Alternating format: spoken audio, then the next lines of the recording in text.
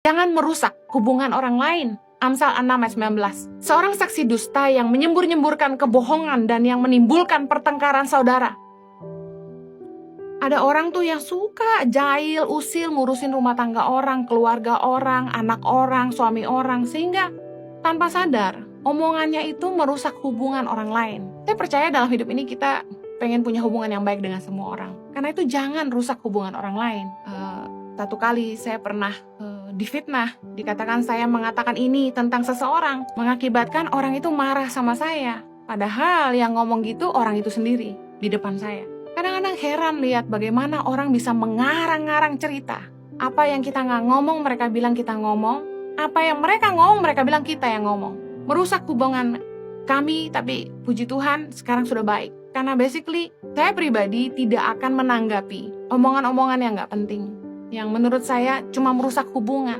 Kalau kita tidak mau ngerusak hubungan orang, kita jangan rusak nama baik orang. Jangan menjatuhkan orang lain. Imamat 19 ayat 16 bilang gini, janganlah engkau pergi kian kemari menyebarkan fitnah di antara orang-orang sebangsamu. Janganlah engkau mengancam hidup sesamamu manusia. Akulah Tuhan. Dengar baik, kalau kita mau hidup tenang, biarkan orang lain hidup tenang. Jangan merugikan mereka, jangan nyakitin orang. Udah, jangan sampai kita kerja di sebuah tempat, kita nggak bekerja dengan baik, sehingga kita merugikan perusahaan. Amsal 18 ayat 9, orang yang bermalas-malas dalam pekerjaannya sudah menjadi saudara dari si perusak. Banyak perusahaan tuh yang nggak maju, bahkan mengalami kerugian. Karena orang-orang yang harusnya bekerja dan menjalankan tugasnya, mereka dibayar untuk itu, mereka tidak kerjakan dengan baik. Omset turun, target nggak sampai. Kenapa?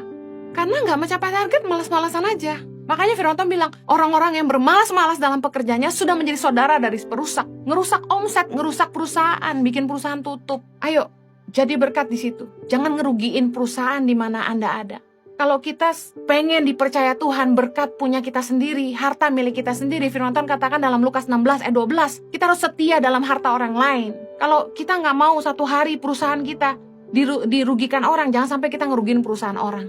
Jangan nyebarin isu tentang produk orang lain atau usaha orang lain sehingga merugikan mereka. Persaingan-persaingan kotor seperti ini seringkali kita lihat bagaimana dibelas di sosial media. Di Indonesia ini hoax cepat sekali menyebar dan merusak nama baik produk-produk yang sebenarnya cuma omong kosong aja. Orang-orang sebarkan gosip itu sehingga orang takut beli produknya. Yuk kita berhenti main-main kotor seperti itu. Jangan ngerugiin orang lain kalau kita juga nggak mau dirugiin. Prinsip dasar dalam memperlakukan orang lain adalah apa yang kita mau untuk diri kita sendiri. Jangan perlakukan orang seperti itu kalau Anda nggak mau diperlakukan seperti itu. Jangan merendahkan orang. Kalau Anda nggak suka dihina, jangan hina orang lain. Kalau Anda ingin dihargai, hargai juga orang lain. Yakobus 1 ayat 2 ngajarin kita tentang jangan memandang muka, jangan ngebeda-bedain. Saudara-saudaraku, sebagai orang yang beriman kepada Kristus Yesus Tuhan kita yang mulia, janganlah iman itu kamu amalkan dengan memandang muka. Orang kaya jangan sombong, orang cantik jangan sombong, orang yang punya harta melimpah jangan tinggi hati. Kita nggak boleh sampai ngebeda-bedain orang.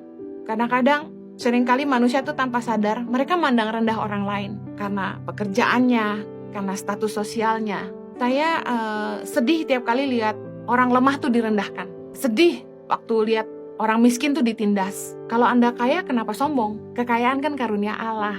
Harusnya kita mensyukurinya. Orang yang sombong adalah orang yang merasa dia lebih baik dari orang lain. Nah, seringkali orang-orang sombong ini yang suka sekali merendahkan orang lain gitu. Seperti seolah-olah orang lain tuh nggak ada harganya, nggak ada nilainya gitu. Orang menjadi sombong ketika dia mulai membandingkan dirinya dengan orang lain dan mulai melihat orang lain tuh lebih rendah dari dia. Yuk jangan merendahkan orang lain hanya karena kita punya harta lebih banyak, punya kedudukan lebih tinggi, dipercaya lebih sama Tuhan. Jangan menghina orang.